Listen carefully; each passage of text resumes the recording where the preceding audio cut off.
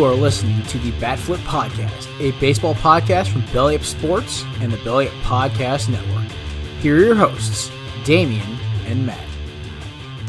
Welcome back, everyone, to the Batflip Podcast. My name is Damian, here with my co-host, Matt. We're coming to you on April 7th of 2021, so a day later than we normally do. Had a little bit of issues with some power at my house, but we're back.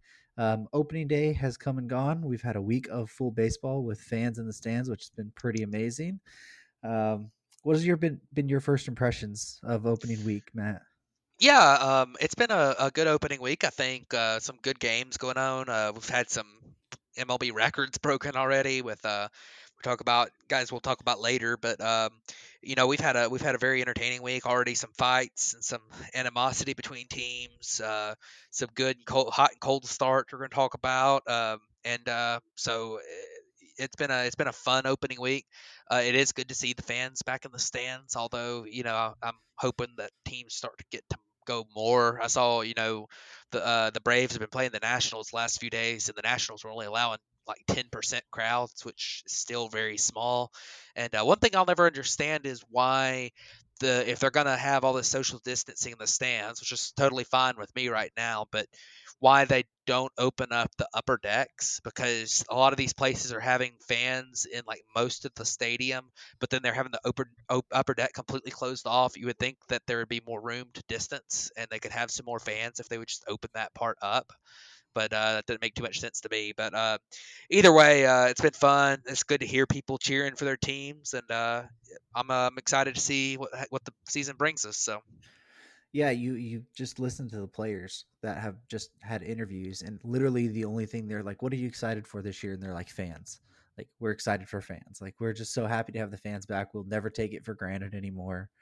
Um, and you see players going out extra early, trying to sign autographs, trying to just talk to fans, trying to take pictures, from as far away as possible, and all that stuff. But it's really fun to see the fans and get that energy back that we were getting from the artificial crowd noises and stuff that just wasn't really there last year. So, but we're gonna start off with some injuries. We've actually had some high profile injuries happen already this year. Pretty unfortunate, so early into the season. But the first one we have is Pirates rookie Brian Hayes has been placed on the IL with left wrist inflammation. His x-rays were negative, but they don't quite have a timeline of how long they're expecting him to be out. Yeah, that's unfortunate for Hayes. He's a really good player. I think he was your pick for Rookie of the Year, right? Yeah, he was. Yeah, and of course, this doesn't sound like an injury that's going to keep him out all year, where it would really hamper his chance at Rookie of the Year. But he's he looked really good early. I think he hit a home run on opening day off Kyle Hendricks, so he looked really good. And then obviously going on the IL this early with wrist injury is bad, but of course the Pirates will play it safe and probably keep him out a while just for precautionary reasons. I know that sometimes with those wrist injuries, Ronald Acuna Jr. dealt with one last year that was snagging, and sometimes you can bring guys back too soon from those, and they'll end up back on the IL.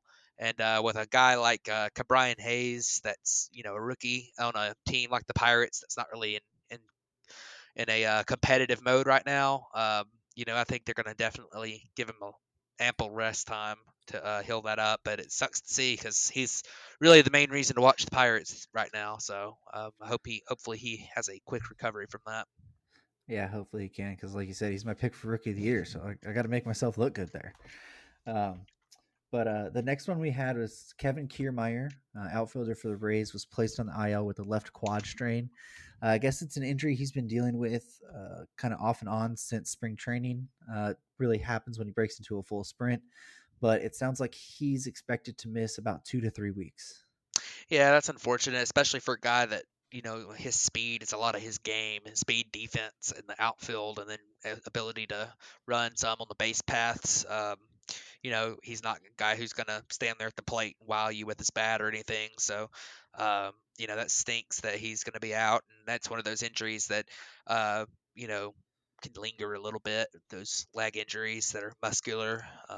So hopefully he gets back pretty soon because it's been a rough start for Tampa Bay this year. Yeah, it has been, and a rough start for another guy is Josh Donaldson. He's been placed on on the IL with a mild right hamstring strain. Donaldson's dealt with hamstring and calf injuries the past couple years, and this just seems to rear its head again. Yeah, and that's really unfortunate for Donaldson. He's a guy who has dealt with these injuries so much, and that was his downfall his final year in Toronto before he got traded to Cleveland, and then last year dealt with some. This year he's dealing with some already, and you know that's been the worry with him for the last 3 or 4 years is his longevity, and those soft tissue leg injuries have definitely been a problem for him. So with it being a pattern, it's definitely worrisome for the Twins, who he's one of their centerpieces in their lineup, but luckily for them, they're off to a pretty good start regardless, and John Donaldson has and the Twins have, they've got other pieces and their pitching's been good and it's early, so he'll have plenty of time to come back, before things really start to snowball. So Yeah, Byron Buxton's doing his young Josh Donaldson impression right now. yeah, That guy's been going off. Um, but same division, actually, the Twins, biggest competition in that division, they've dealt with their own injuries. With Tim Anderson, he was placed on the IL with a left hamstring strain, retroactive to the 5th. He was trying to beat out a ball to first base. I was watching the game against the Angels, and he pulled up limp about 3/4 of the way down the line. He didn't have a significant limp, but you could tell something was bothering him. So it doesn't seem like it's going to be too bad, but most likely at least 2 weeks or so. yeah, another rough one there. Tim Anderson's a guy who, um, unlike Kiermaier, he does have a lot of his skill is tied up in his bat and hit making contact and everything. So hopefully he'll be able to come back pretty soon, and be healthy. He hasn't really dealt with hamstring problems too much as far as I'm aware. So we'll see him back soon, hopefully. And big piece for the White Sox, who haven't looked great coming out of the gate so far this year, and they could use all hands on deck right now to keep pace with the Twins early on.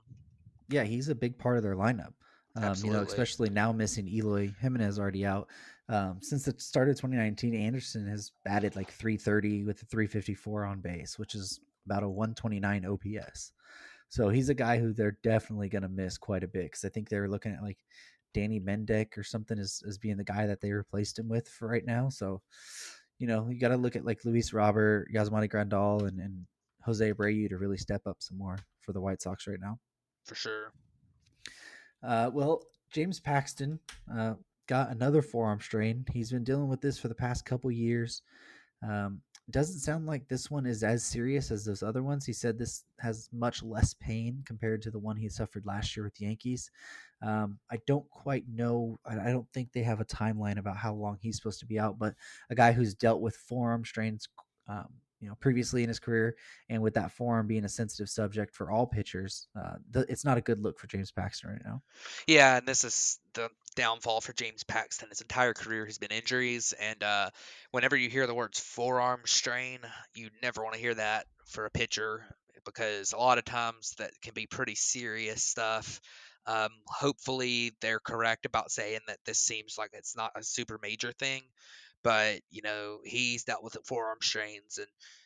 He's had Tommy John and he's had shoulder injuries his entire career. He's dealt with it. So, um, that's very unfortunate for Paxton to start a season like this when in this kind of bounce back, refresh, recharge, go back to where you were successful before type season that he was hoping to have. So, 10-day IL already, forearm strain. Those are two very not good things for James Paxton. And hopefully he is able to recover quickly and be 100%. But, I'm kind of at the point with James Paxton where I'll believe it when I see it. We're all pulling for him, but I believe it when I see it. So Yeah, it sucks for James Paxton because he has so much talent. If he could just stay healthy for a little bit of time, you'd be able to see that come out. But Trevor Rosenthal, next name we have, he's been on the IL all season, but he said he started feeling a little bit of tingling in his pitching hand. And now he's looking actually at having thoracic outlet syndrome surgery, which would likely sideline him for about 3 to 4 months. yeah, that's rough. A guy who he's a really good pitcher, good reliever, and thoracic outlet syndrome that's something that has at times put pitchers away for a while. I mean, that's the injury that Matt Harvey had.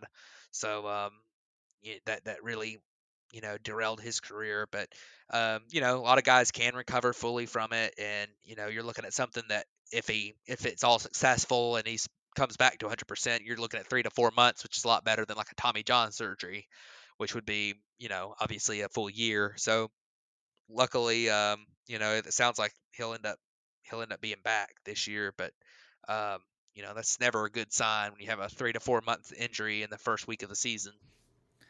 Yeah, and for a team like we'll talk about in a little bit, like the Oakland A's that have been struggling, another piece of that bullpen would be huge for them right now. So losing Trevor Rosenthal is a big blow to them.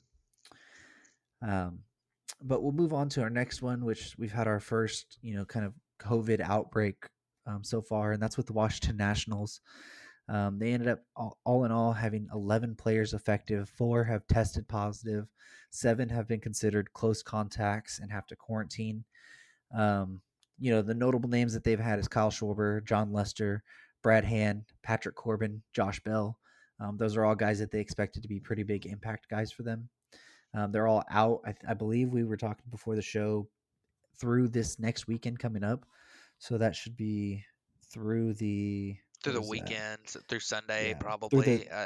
through the 11th, most Right. likely. So I don't know when the IL stint is retroactive to here, but I'm pretty sure the day before opening day was when they announced these issues. So um, that's unfortunate.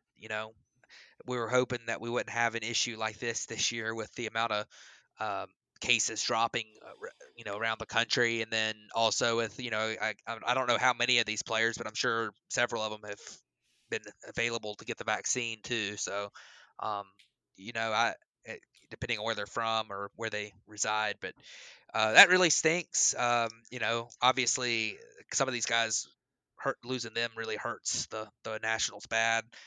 They've played I've watched them the last 2 days, and missing. They were really missing Corbin today. They had to pitch Eric Fede, who got lit up in 2 innings. They've missed Schwarber, obviously. Um, you know, Luckily for the Nationals, Ryan Zimmerman came back this year, and he actually had a really good series and start to the season. So the Josh Bell, missing him is probably not quite as big of a deal as we were thinking it might be. But Lester, Hand, that their bullpen gave up the game today. So maybe if they had Brad Hand, that wouldn't have happened. They were missing both catchers and Gomes and Avila. They had Jonathan Lucroy starting their first 2 games, which he actually, is fine. He's not what he once was, but you at least have a veteran guy in your organization to catch. But 11 players out. That is never easy. They've had some relievers out other than Hand as well. A couple other bench guys. So they'll get them back pretty soon. You know, when it comes to the Nationals, I'm not exactly sure how much that's going to matter because they seem to right now be a 2-man team or really a 3-man team because Strasburg looked really good today. But they they definitely need to get these guys back as soon as possible because the NL East is a bloodbath. Yeah, if they want any shot, they have to get those guys. Like we said, they're supposed to be all impact guys, so they need them back really big. Um, the big injury we had this week was Fernando Tatis Jr.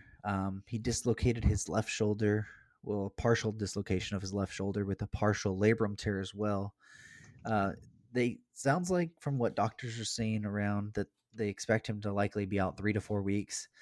The Padres are trying to say that you know it's not impossible that he can come back after the minimum 10 days that he's on the IL, but it sounds really doubtful with the guy who we've talked about, Tatis, dealing with some shoulder injuries already, which it's actually came out that he was dealing with little dislocations of that left shoulder already through the spring training and everything, but this is obviously on a bigger scale.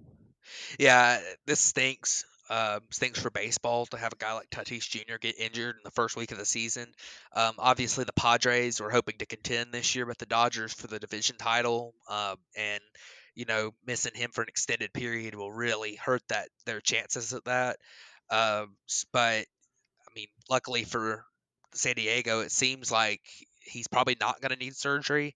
It could have this injury could have been really bad, but it sounds like he should be back at least within a month or so.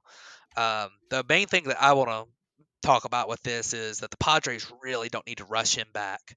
They This is a guy who this is their future and their present, but they just signed him to this gigantic extension. You do not want to re-injure that shoulder, because I can tell you that a partial labrum tear is something you could definitely re-injure if it's not fully healed up, and a dislocated or separated shoulder like that, definitely something you can re-injure and aggravate throughout the season. So that they need to play this cautious. They need Tatis Jr. there in the long run because he's a great player, great shortstop. Um, but obviously, we hope that he's back as soon as he can, as soon as he's fully healthy and ready, because they need him, and baseball needs a guy like him to be healthy, because it stinks to see him get injured like that. Yeah, and like you're saying, they don't. I don't think they need Tatis to make the playoffs. So if you can rest up Tatis enough to where you know that you're gonna have him for that playoffs, then do it. Especially with how violent he swings the bat, that left shoulder gets extended a lot, and that's exactly how this happened. Is he took a violent swing and the shoulder overextended. Um, and the way Tatis plays, even sliding into a base, it could happen. Your shoulders are so at risk when you're sliding head first, and just how dynamic a guy like Fernando Tatis is. You could, this whole season could be scrapped because of this, but it could, affect him for many years down the road if it's not handled the right way. So, like you said, they just need to play this cautious, not rush it back. Understand that you have a good enough team to, you know, play well above average baseball with him and still make a playoff run. And if it takes, you know, 2 months even, then let it take 2 months. Because when you get Tatis back, he's going to be 100% healthy, and you're not going to have to worry about it.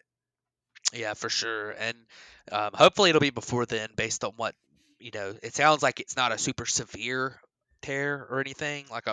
You know, it sounds like it's pretty minor. But, still, I would not rush him back at all. I'd let him fully heal up and be ready to go. But sometimes you're going to see this with guys that have such violent swings. I mean, it's part of the game, and it's going to happen. So. Absolutely, and it's Cody Bellinger dealt with the same thing in the World Series. His was because of that.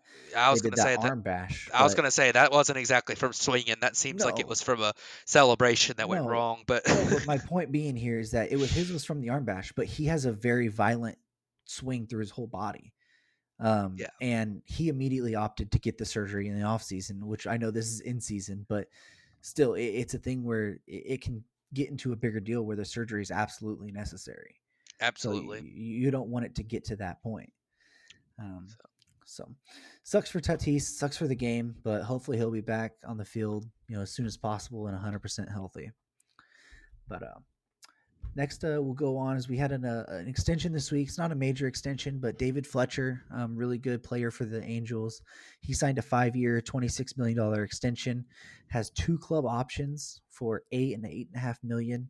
Each year has a $1.5 million buyout, and this could end up locking him up through his age 33 year. yeah, I like this move for the Angels. David Fletcher is a underratedly good player. I don't know if underratedly is a word, but he's a solid player. He's not going to be some kind of like superstar or anything, but at second base, he's capable of fielding his position really well. And he's a good, solid contact hitter that's not going to hit a ton of home runs, but he's solid. He's just a solid player, and this is a very cheap contract they've signed him to. Now he is still I believe he's in his first year of ARB this year, maybe. I will need to look that up because I forgot to. But he's a solid guy. He is, and he complements some of that lineup well. You've got some guys with some big swing and miss in that lineup. Um, and he's a guy who's always going to kind of be a good contact hitter, get on base. I mean, you look at his last couple of years, and below 11 or below percent strikeout rate and above an 8% walk rate his last 2 years. So solid on base guy. Um, putting up 350 on base percentage in 2019, 376 last year. Those are really good numbers, and he's a guy you expect to be a solid player and great in the field. So I really like this move for the Angels. Um, Fletcher, he's early. I think this is his first year of ARM now that I look at it. Um, obviously they're buying out a couple of years of his potential free agency. You said his age 33 season this carries him through with and under club control. Yeah, if both club options are picked up, Right. it'll be through age 33. Right. So that's this will definitely hamper his ability later on to go into free agency. But right now, I mean, obviously, a guy who's probably not making a ton of money. I mean, he's making more compared to you and I, but um, he this is gonna help. This is gonna set him for life. So obviously, it's that old that that argument that was made when with the Ozzy Albies extension a couple years ago, where it was really not a good contract for the player, but also tomorrow you could you know break your knee, or mess up your knee and never play again or something, and this will set him for life because it's all guaranteed. So, or 26 million is guaranteed. So, good for Fletcher, good for the Angels because obviously they haven't been especially known for signing good contracts recently, and this is, I think, a very good one. So, Yeah, absolutely. David Fletcher is a fun player to watch. So it's a nice cheap deal for the Angels to have a player around for that long and not major money. Most he's going to be making without the club options is 6.5 million, which is kind of the going rate for even a bench player right now. So getting a guy like yeah. David Fletcher who could be an everyday starter for you at that it's an absolute steal. Yeah, and if he continues with these numbers that he's got right now, he's never going to put up superstar seasons. But I mean, he's got a career 98 WRC plus. But that also comes along with the fact that he doesn't hit a lot of power, but he's got a good on base percentage. He's actually a pretty good leadoff hitter. He's a prototypical leadoff hitter, Yeah, and he can and play all over the place. and he can play second, third, and he's a very good defensive player. So, uh, Absolutely. hopefully that should age decently well too, because it's not like his athleticism or his power, bat speed, and stuff is really what's his game. His game is mainly controlling the strike zone, having good discipline, and then being able to get on base and play good defense. So I think this is something that'll be pretty solid in the future for the Angels. Absolutely. Well, let's go ahead and move on to I think the one story this week that kind of brought the whole MLB world together for their hate of Rob Manfred again. Well, And that there's more than is one, but well, this is the one big one that brought everybody together. yeah. And that is Nick Castellanos ended up starting in a benches clearing brawl between the Reds and the Cardinals. Kind of story behind it: he had hit a home run the day before, kind of pimped it like Nick Castellanos does a little bit. The pitcher, I guess, I don't know if it was the same pitcher faced him the No, next it was day. different. It was different. Okay, so anyways, pitcher Jake Woodford decided to intentionally hit Nick Castellanos the next day. So Castellanos kind of picked up the ball after he was hit and was like, "Hey, you want this back?" Like kind of joking around, like, "Don't hit me." And they ended up coming around to where it was he was on third. There was a wild pitch. He came in. The pitcher came to crash the plate. The ball got thrown. Castellanos slid in. The pitcher landed on top of Castellanos. So then Castellanos got up, kind of flexed and like screamed in his face, like, "Let's go." Like, yeah, that's right. And then it just, Yadier Molina came up, started pushing people, and all benches cleared from there. Yeah, so here's the deal with this. If Nick Castellano, it's the entire story versus the small story. Excuse me. If Nick Castellanos just scored a regular run and stood over the pitcher and flex, I would expect the reaction that he got from the pitcher and from the Cardinals. Like, I'm all about having the game be more fun and having the players be able to show out and everything. But if you score a run and you stand over somebody and flex, the pitcher's gonna get pissed off at you. The catcher is gonna get mad, stand up for his pitcher and everything. Just because, I mean, any sport, if you go watch in the NBA, if a guy just stands over and flex, they're gonna call a technical foul. If you go watch the NFL, they're gonna throw a 15-yard penalty. That's just the way. That's the way all sports are. That's really a taunt. But on the other hand, you look at the fact that they intentionally hit him. I expect that reaction of Nick Castellanos because, I mean, they intentionally hit him. I mean, so I get it. I get it from both sides. I don't think it deserved an extension because of the whole story. They intentionally hit him. If you're gonna throw at a guy, then that should be more so of a suspension than it should be to go flex on the guy when you score a run. I mean, that's what they say. If you throw at somebody, then you might feel like they have it coming, but he'll take his base and he might score and screw up your game. So, I mean, I think that was a bad decision to throw at him. I think that in the future, it's probably would have been a good idea not to taunt the pitcher like that, just because that's something that I think was totally call. I mean, it was totally fine in that scenario, but the fact that it's probably going to cause you to get in trouble just with the MLB and having a bitches clearing brawl like that. I mean, I would have. I feel like I'm on Castellanos' side in this case because of, obviously, I don't like guys getting thrown at like that. So I don't like that. But so Well, I and get it. the whole thing too is he got suspended 2 games and fined. Nobody else got anything. So he did that. He tried to walk away. Then he got grabbed and pushed from Yadier Molina and the pitcher and all this. Nobody else got fined. Nobody else got suspended, but Nick Castellanos. Yeah. See. And the whole MLB initiative coming into this year and even last year was let the kids play, let the kids show emotions, let the kids do what they want. Like obviously not throw at people, but let the kids show emotion. Let everybody be themselves and not get angry at anything. And then you do something like a guy who just got intentionally hit, got the pitcher just landing on him from that. He always shows emotion when he does home runs and anything, anyways. And then now you're going to suspend him for 2 games and fine him because he showed a little emotion there and the other guys took offense to it. Yeah, and I mean, I get being upset with Castellanos if it wasn't for the the fact that they hit him on purpose, though. Because I mean, like you say, there's no other sport where you're not getting penalized for taunting like that. I mean, that was really a taunt. It was more so than just let the kids play. But at the same time, you're completely right because he didn't exactly like. I mean, I think the fact that they threw at him is what started the fight. I mean, I think that's what started the altercation is that they threw at him. So, I mean, I think that you can't suspend Castellanos and then not suspend Yadier Molina and not suspend the pitcher for throwing at him. I think it's ridiculous. I wouldn't suspend any of them. I think if you throw at somebody, then the perfectly reasonable reaction is to be mad and then taunt them when you score a run. And then the perfectly reasonable reaction to that is to get mad at him and get in his face. I mean, that's just the way I feel about it. I don't think they should be suspending anybody for that. I mean, now if Castellanos runs into home plate and then just starts throwing punches at Yadier Molina or something, then Oh yeah, I mean you have to. But at the same time, like it doesn't seem to me like it was worth a suspension at all. It seems to me like it was probably something where, I totally get it if Yadier Molina wants to get in his face about it, and I totally get Castellanos for wanting to taunt the pitcher after he hit him on purpose.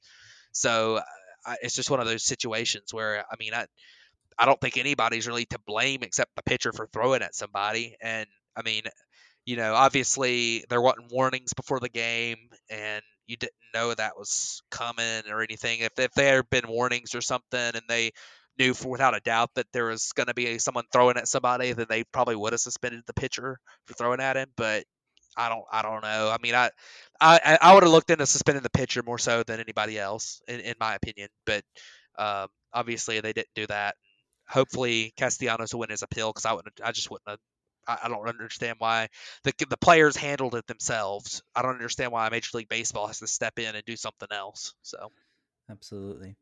Well, talking about Nick Castellanos and everything, that's going to kind of lead into our next segment, which we wanted to mention a couple teams that we didn't expect to quite be doing this good just through the first week, so it's small sample sizes, and then a couple teams that have been doing bad, and a couple honorable mentions.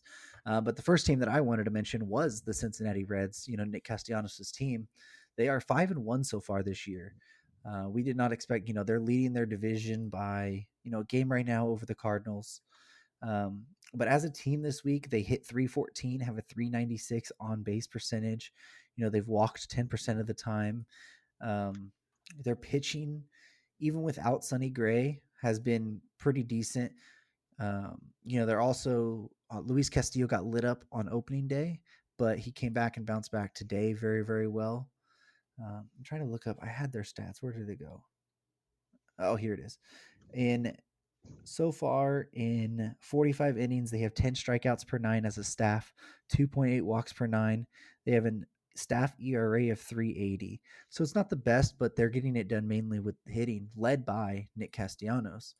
Um, Castellanos, I think he has the major league or tied for the major league lead right now with 4 homers. He's batted 474 with a 524 on base percentage.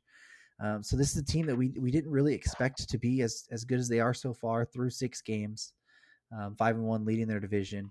But it's a good start for the Reds, who a team we thought were going to struggle a little bit more this year, and especially without one of their top pitchers in Sonny Gray being out and Luis Castillo struggling in his first outing. Yeah, for sure. And you know, you look at the Reds, and they've had some luck too. Like I don't think Tyler Naquin's going to keep doing what he's done so far. Like I don't think Jonathan India is going to keep up like a 550 BABIP. But you look at the Reds, and there's reason to believe that they could be better than they were last year. Like Nick Castellanos, he's a guy who been hot or cold, but when he's been hot, he's done it for an extended period. Like that second half when he was with the Cubs and was just going absolutely crazy. Like so Nick Castellanos is a guy you might be able to believe has just a season where he is just absolutely insanely good. And then they've got other guys in there like Nick Senzel and um, who's played well so far, and Tyler Naquin to a certain level that I think they've always been perfectly fine major league players who they might have one really really really good season, especially with Naquin's case, and then with Senzel's case, he's needed to be healthy because he's a young guy who's never really been healthy. So I mean I think that the Reds, I mean they're not going to keep up the pace they're on now, but weak division. They'll get Sonny Gray back. Castillo had a rough outing in his first game, but he was really, really good today and throwing 7 shutout innings in his second outing. I really do think that first outing is a blip on the radar for him. So, I mean, I like this team. I mean, I think they're probably better than we gave them credit for coming into the season. Suarez, I forgot about Eugenio Suarez is going to be better than he's been to start the season. So that might be a guy who, hasn't gotten it going so far, but it's going to be really good. Aquino hit a home run today. Like this team's got some talent and they've got some good players, and a good start for them. So, Absolutely. So who's the team that's doing better than expected that you wanted to um, mention? well, this team's a little bit of the opposite of the Reds and how they're doing so good. But I was going to mention the Phillies. They've had a really good start. They've played 2 series against National League East rivals, and as we expected, the National League East is going to be a really really tough division, and I think the teams at the top are going to be real close. So anytime, even though it is the very beginning of the season, anytime you get to play 6 games against your division, you know it's important to start off well, because I mean that's 6 games behind them where they've gone 5-1 in the division, and have put dents on teams. But 5-1 start for the Phillies. 3 games they won against the Braves, and they've won 2 games against the Mets already. And I think the Brave series for the Phillies, maybe a little bit of luck involved. They had a lot of weak contact hits. They had a lot of lineouts, but hey, it's good defense too. Their pitching's been really good. Aaron Nola looked good on opening day. I mean, Zach Wheeler was phenomenal in his first start of the year. Their bullpen has held up so far, which has really been the main question mark with their pitching, is really their rotation depth behind their first two. Eflin has pitched well so far, but mainly that bullpen. And they've had some guys step up. Hector Neris has looked pretty good so far.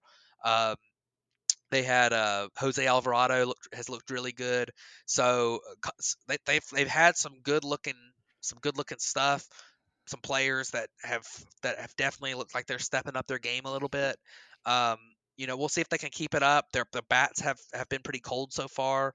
Um, they have faced really good pitching. Like I mean, they faced the Braves top three and Fried and Charlie Morton and Ian Anderson, and then they faced Jacob DeGrom. Day before yesterday, they faced Marcus Stroman already. So they faced 5 really good pitchers. Plus today, I think they faced David Peterson for the Mets. So maybe not quite as good as those other guys, but they faced good pitching so far, and we'll see if their bats can turn it around a little bit. But this is a team that needed a good start, and they've gotten it for sure. Yeah, like you were saying, their bats are going to turn around. Bryce Harper is not going to hit 200 on a season, even though he's walking quite a bit. He's still got a 455 on base percentage. Andrew McCutchen isn't going to hit 154, even though he's walking a good amount of bit and, at a 389 on base. So definitely guys in this lineup you still expect to turn it around, but to be off to this good of a start so far, it's really nice for the Phillies, for a team, like we said, we expected them to be one of the three battling for this division with the Braves and with the Mets. So good start for them to get out there and maybe put themselves a little upper hand to begin the season. Yeah, for sure. But another team we just wanted to kind of mention was the Angels. We both picked them to win our division, or we both picked them to win the AL West in our predictions. But they are, what are they? Where'd They're they go? 4-2. They're 4-2. They had a strong start against the White Sox. I think they took that series from the White Sox. Did they not? They did. I think they won 3 out of 4 against the White Sox. They've looked good. I mean, their pitching has Dylan Bundy's looked good. I think they actually lost today, but or maybe they were off today. I'm looking They were right off today. now. They were off They were today. off. So yesterday they lost Dylan Bundy's second start, but Bundy pitched really well.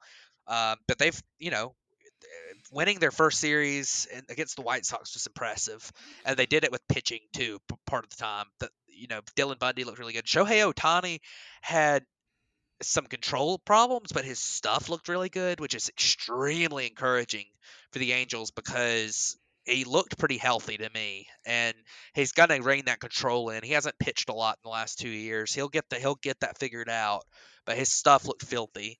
And against the good White Sox squad coming out to start the season, taking three out of 4 was very very impressive to me. And then um, obviously playing Houston, they're 1-1 against Houston so far, so they'll need to win. See, they'll need to do well against Houston to win that division. But good start for them for sure, and for Houston too. They've had a really good start as well. So Absolutely. But a couple teams that have not got off to the best of starts. The team that I wanted to mention was the Oakland A's. Right now, Oakland as a team is 28th in batting, and they are 30th in pitching through the first week. So that is not good. I don't think Sean Manaea has pitched one game, but he didn't look good. Jesus Luzardo didn't look that great. Chris Bassett, who's their opening day starter, he didn't do great on opening day, and the Dodgers kind of lit him up a little bit yesterday. So, Oakland as a team, we were kind of down on them this year anyways. I think we both picked them to finish third or maybe fourth, even you did maybe. But yeah, not off to a great start so far.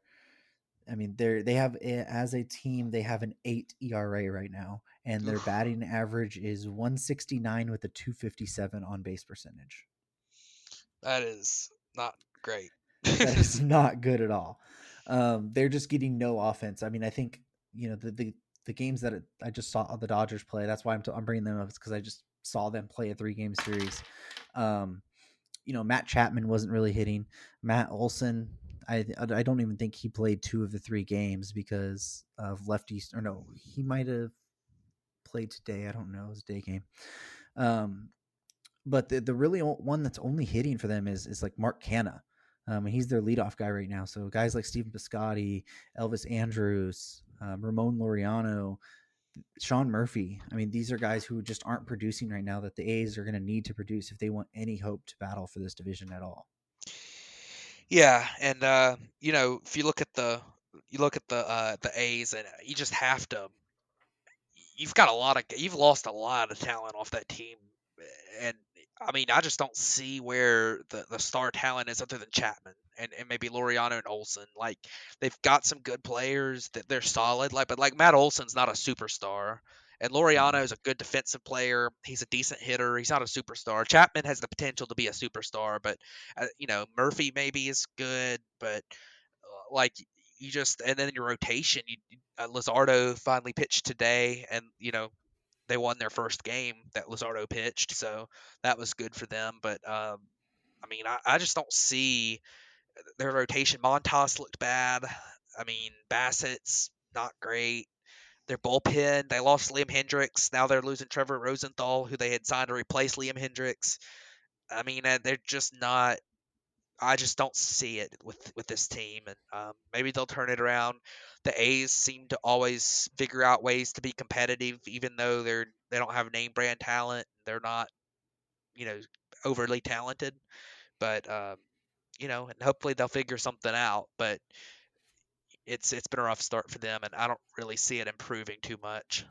Yeah, neither do I. And we already talked today about them losing Trevor Rosenthal, who was a big piece to that bullpen. And guys like Sergio Romo and Yusmero Petit haven't looked great so far either. Yeah, for sure. So So, who's so the, who's the who's the team you got? yeah, so I've got the Tampa Bay Rays. Coming off the World Series appearance last year. They they have not looked great. They've really gotten hit around a lot with their rotation outside of Tyler Glass now, who's pitched 2 games so far, has looked really good in both of them. But um, outside of him, they've gotten hit around a lot. I mean, you look at they gave up 12 runs to the Marlins in one of those games. Their offense hasn't really gotten off to a strong start. I mean, they've had a couple games where they were shut down. The Red Sox really knocked them around though, and that's worrisome because the Red Sox aren't really all that good. So their lineup can still be decent, but I mean Monday 11-2. This is a Red Sox team that had come off of being swept by the Orioles as well, and Tuesday lost in extra innings. Wednesday, got beat 9-2 by the Red Sox. I mean, this is just it's been a struggle so far. The pitching for the Rays losing their their ace in the bullpen has really hurt them, I think, and Nick Anderson, him being out. But um, I mean, they're going to have to ride Glasnow a lot. Glasnow's a guy who sometimes just can have spotty command, and but also has dealt with some injury problems. But other than him, I mean, you just look at their rotation, and it's Ryan Yarborough who is kind of a crafty lefty who can put up some good outings at times, but isn't really a star level pitcher. Michael Waka, Chris Archer, these are some guys that you're going to have figure it out compared to what they had been doing in their previous stops. And so far, not great, but um, we'll see. The Rays are always a team that can pull things out. I tell you, Randy Arozarena's looked good so far. That's encouraging for them. He made one of the best catches, early season catches I've seen this year. In that game on Monday night, I was watching them. They were playing the Red Sox. It was nationally televised, and that was just incredible. Just a diving, sprawling catch. And then he followed it up by making another great diving catch in the outfield. And this is a guy who was DHing last year in the playoffs for some reason. I don't know why he wouldn't play in the field last year, but they're going to have him. And when Kiermaier comes back, that's going to be a pretty dang good defensive outfield between those two guys. And but I mean, we'll see what happens with them. They're going to have to figure it out pretty quick though, because the Yankees will be running away with it in that division if they don't figure it out quick. Absolutely. They the Rays, we talked about them. I was a little higher on them this year than you were, but they haven't really proven to, so far this season at least, that they're going to be able to, do what they did last year. Yep. But another team we wanted to mention that's kind of off to a bad start, and that's the Atlanta Braves. And it really has to do with their hitting. As of right here, it looks like they're 29th in hitting in the majors, and they have a 148 batting average, a 204 on base, and a 313 slugging percentage. Yeah, they've struggled a little bit. Strikeouts have been a problem so far, and general approach at the plate. The one thing I will say that's encouraging for the Braves is the fact that, for one thing, they faced good pitching so far. I mean, they faced Zach Wheeler, Aaron Nola, then they faced Scherzer and Strasburg in their second series, and so that definitely is something in favor of them, that they're not going to face that pitching every game all year. But they've hit the ball pretty hard for the most part and have had some bad luck. I mean, they've had a lot of loud outs. I remember on opening day they had 2 balls that were hit into the wind that were blown back that probably would have been home runs most places. But stuff like, they hit 4 home runs off of Scherzer yesterday, but they were all solo homers and they ended up losing the game. Um, there's been a little bit of luck involved, but if you're the Braves, you've got to get Marcell Ozuna going. He hasn't looked great. He struck out a lot so far. Some of those guys that we talked about before the season that were a little bit of the worrisome parts for the Braves at the back end of that lineup, guys like Pache and Austin Riley. They haven't really gotten it going yet. It's been a struggle, especially for Pache at the plate. Um, so the Braves do need to get those guys going. Albies finally got his first hit today. He kind of figured it out a little bit. If we had done a show when we normally would have yesterday, then I would have definitely had the Braves as my number one bat on this list.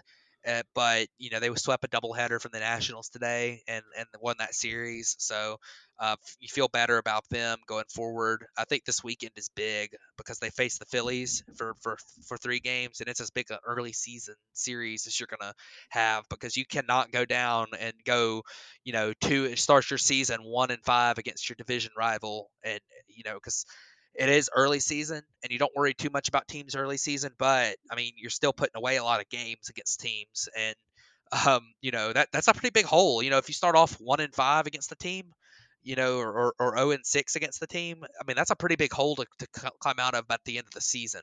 So it's a big deal for them to kind of figure it out and get back after it this weekend. But obviously they faced a good team this weekend, and it's just one of those things where there's some things that they're going to have to iron out, but some of it might be a little bit luck based. So we'll see what happens there. But definitely not the best of starts, that's for sure. Yeah, so those were your good teams and your bad teams so far this season. We're gonna wrap up this episode, kind of going over our players of the week, and a couple honorable mentions of players who probably should have been mentioned, but we're not gonna, we didn't pick them as our, we only pick one player, one hitter, one pitcher each week for each of us. But for my hitter this week, I'm gonna go with Ryan McMahon, and the main reason I want to go with Ryan McMahon is because his stat line is kind of crazy. So he's got a 444 batting average with a 444 on base percentage and a 1.222 slugging percentage. So he has 4 home runs, 7 RBIs, and 18 plate appearances. He had a 3 home run game against the Diamondbacks just last night, actually, but he hasn't walked once this year. Out of 18 plate appearances, he hasn't walked, but he's batting 444. He's always been a guy who usually does better at Coors Field than away, and obviously these stats are at Coors, so you could say it's probably inflated a little bit. But overall, really good week for Ryan McMahon. A guy who was one of their higher up prospects and hasn't really proven much at the majors yet. So good start to the season for him, and hopefully this could be his breakout year for him. Yeah, for sure. That is a very good start. Um, my player of the week is a guy who got a lot of press last week for his start, and it's Yermin Mercedes. He slashed 565, 583, 826 this week, which is incredible. Hit his first home run, but he started 8 for 8 in his MLB career. His first 8 plate appearances, he got a hit. So that was very impressive, and I thought that was worthy of putting on here, even though there might have been a couple other guys who had better overall numbers. That was pretty great for the White Sox rookie, and a guy who they really need this guy to hit well with Jimenez out and with Tim Anderson out now. That they need some bats to step up, and this is a guy who has so far. So that's a good start for him. Absolutely. And just a couple names of guys who have been off to a hot start, maybe that you don't quite hear of every day. Michael A. Taylor from the Kansas City Royals. He's batting 438 with a 471 on base and an 875 slugging percentage. Nate Lau from the Texas Rangers. He's batting 381 with a 409 on base and an 857 slugging percentage. So just a couple names that I kind of wanted to mention of guys you don't hear about all the time. Do you have a couple names? Yeah, and the main one I wanted to mention was a guy that we talked about briefly at the end of spring training, who did so well in spring training this year with everything. He hit for power. He had great plate appearances. He had a good walk rate, good strikeout rate. He was great, and that is Akil Badu, and he's had a good start to the season. He hit it. He got a walk off hit. He started off with a 455 average over the first. Looks like he's had 11 plate appearances, 5 hits. He's hit 2 homers already. This guy's been really good. So maybe the Tigers have stumbled upon something here. Rule 5 player, didn't play last year in the minors at all, obviously with there being no minor league games in 2020, but 2019 was just in high A. So this is a guy who and he hit 214 in high A in 2019. So this is a guy that, maybe the Tigers stumbled upon something here because he's looked really good so far, and hopefully he keeps that up because he's been an entertaining player to watch. Yeah, absolutely. Akil Badu, he's been a guy who, I mean, our group chat has been blowing up about him every single day. Yeah, I think he even threw a guy out at second base today, so they were yeah, just like, "What can't he do?" he looks good so far. So And we mentioned him earlier in this, earlier on in the spring training when nobody else really was. So yeah, props to us for mentioning him a little early, I guess. But my pitcher this week I'm going to go with. I'm going to kind of cheese the system. I'm going to use a guy who's pitched twice so far, um, and that's Tyler Glasnow. He's pitched 12 innings, 5 hits, only 1 earned run, only 2 walks in 12 innings. It's a big thing for him, but 15 strikeouts. That's a .75 ERA. So, everybody has been waiting for this Tyler Glasnow breakout, and he had it to start the kind of 2019 season. He kind of showed flashes of this, and then he ended up getting injured for a good part of that season. And then he, like we said, he's always struggled with command. But if he can keep up, 2 walks, 12 innings, and 15 strikeouts in that, I mean, Tyler Glasnow could be absolutely nasty and be a dark horse for possible Cy Young run even. yeah, he's very good. So that's a good pick. I think Tyler Glass now his stuff is just insane, and if he can keep the walks down and stay healthy, I think he's going to be really solid.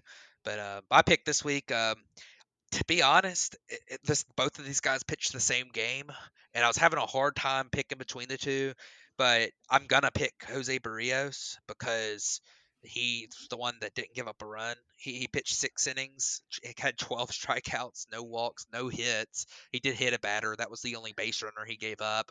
He got pulled after those 6 innings. I think his pitch count was somewhere in the 90s, which they weren't wanting to overextend him any this early, and the bullpen blew the no hit bid. But he was incredible. He's got great talent. He's got good stuff. Great breaking ball. His fastball's got pretty good velo.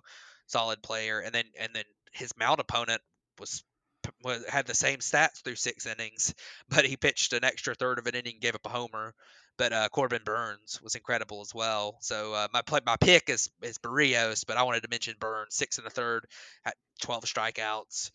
He might actually had 11 strikeouts. I need to double check on that, but he had no walks in that game either, and just 1 run given up. And Corbin Burns was a guy that I'm really high on, and he was kind of one of my dark horse type picks for a potential Cy Young run from a guy you don't. I picked DeGrom obviously, but Corbin Burns looks to me like the real deal. So he both these guys will be back on the mound tomorrow, I believe. But so far they've both looked really good. So Yeah, that was a really fun game to watch back. I really didn't get to watch it as it was happening, but I definitely went back and watched a good portion of it when they were dueling. Just knew that the guys knew they couldn't make one mistake. And unfortunately, Burns made that mistake to Byron Buxton, and he took him deep for that home run. But it was a fantastic pitched game on both sides. I wish it wasn't opening weekend, so they probably would have let these guys go a little bit longer, and kind of run up their pitch counts a little bit more. But I completely understand about trying to protect their arms so early into a season. yeah. But did you have a couple pitchers that you kind of just wanted to mention for the week? I mean, I kind of mentioned already, but I thought Zach Wheeler looked really good. His stuff was really solid. He's a guy who typically hasn't been the biggest strikeout guy over the last couple years. He's been able to. He's got good velo. And he's got good breaking stuff, so it would make sense for him to be a good strikeout guy, but he just hasn't yet. But he had a really good game on Saturday against the Braves. Struck out a bunch of guys. Looked good. I think he pitched 7 shutout innings, so solid look for him. And then I think he's kind of the main one that I'd like to mention. Um, and then obviously the Burns wasn't really my pick for player of the week, so I needed to talk about him some too. So it's good stuff for sure. Granke's looked pretty good too in his 2 games. So Yeah, another one I wanted to mention was Sandy Alcantara Oh from the yeah, Marlins. He's pitched 12 innings this week. He's given up 6 hits, 2 runs, 4 walks, but 17 strikeouts. So we're talking about Glass now with 15 strikeouts in 12 innings. Well, Alcantara has 17 in 12 innings. Um, yeah, Facing the Cardinals and the Rays so far, but yep. very good start there. The Marlins are gonna need those pitchers to kind of carry them, and because that Yeah, offense isn't all that great. yeah, their pitchers have looked good. Well, I don't know if Sixto's thrown yet, but I know No, Alcantara and Pablo Lopez have both looked really good so far. But the Marlins, just their offense isn't very good, and their bullpen is pretty bad too. So yeah. they've got some work to do there. But their pitching, their top two look good, and of course when Sixto's, I don't know when he'll be on the Well, mound for the first time in the season, but he's actually in the minor league camp right now. yeah, They so He dealt with a strong battle of COVID this yeah, offseason, so gotcha. he was behind on his throwing program. So he should be back. I think they were talking about the middle of the month. Yeah, so a couple weeks Uh, probably. He'll probably just building up innings still, but um, yeah. whenever he's ready to go, they'll have that top three in that rotation, in pretty good shape. They just, I mean, like I say, they've got to find some offense and and bullpens pitching if they're gonna be successful this year. And I just don't see where it's gonna come from right now. But especially in that division, maybe if they were like in the Central or something, they might have a shot to piece some things together, make a run at the division. But in that NL East, I mean, there's not no the other teams don't have enough weaknesses. There's four teams in that division with. I mean, you maybe look at a couple of the bullpens, but I mean, you look at the Nationals bullpen maybe, and they're not the deepest lineup. You know, I don't think the Braves, the Mets have too many weaknesses. The Phillies, I would have said the bullpen, but their bullpen has looked pretty good so far. So, I mean, either way, I mean the Nationals, I mean the Marlins just they're gonna have a hard time this year just because of the competition they're gonna be facing. So Absolutely. Well, like we said, this has been opening week. It was a fun week. Looks like it's going to be an amazing season so far. This week alone has given us so much to talk about. We're almost an hour long on this episode already. So if that just doesn't show that this is going to be one of the best seasons of baseball that we've had in a long time, I don't know what's going to. But unless if you have any other wrap ups. yeah, just a couple things with the rule changes this year that they've continued from last year. We can go back and forth about the DH. I think most people kind of prefer it, but I don't think it's the disaster that people keep talking about that it's not in the National League. But I also get both arguments to it. But the 7 inning doubleheaders, you know, I don't love that. I think like there's situations like today that the Steven Strasburg was just dealing today, and they pulled him because they were getting late in the game they pulled him for a pinch hitter, but he would have kept pitching if it was a 9 inning game. Stuff like that. Major League Baseball should be 9 innings. I get it. Like I say, early this season because of the COVID, and obviously that being the Nationals, it probably makes sense because they're probably going to be playing some doubleheaders early on. With them having that entire series against the Mets postponed. But um, you look at the 7 inning doubleheaders, and I hate the extra innings rule. I hate it. It's not the way the game's supposed to be played. I think that baseball is the only game where you have nobody has an advantage in extra innings because and you look at football, you get the coin toss. Whoever wins the coin toss is an advantage. You look at basketball and you might have like foul trouble or something. Whoever's players hadn't had a player foul out is gonna have a good shot to win the game. But you go to a point where in baseball, I mean, everyone's going to get the exact same number of opportunities. It's just play more innings, and the fact that they add runners on second base, and so much of it's determined by which runner is added on second base. So take for example, look at the Angels. If Albert Pujols is on second base in that extra innings, then that's a disaster because the team they're playing might have Byron Buxton on second base. So that's just a huge disadvantage. And the fact that it just makes it so random. I mean, you can have a pitcher that goes out there like on opening day with, I hate to use Braves as an example, but on opening day, I mean, Nate Jones comes in and he looks really good, gets 2 grounders. One of them sneaks down the line for a single, and it wins the game just because there's a runner on second to start the inning. Like, it just makes it so random, and I think it's a little bit over the top to have that rule around, and I think they should get rid of it. But hopefully that rule doesn't stick around after this year. But who knows? So I don't expect Manfred to do very many smart things out there. So Yeah, you could say that again. But yeah.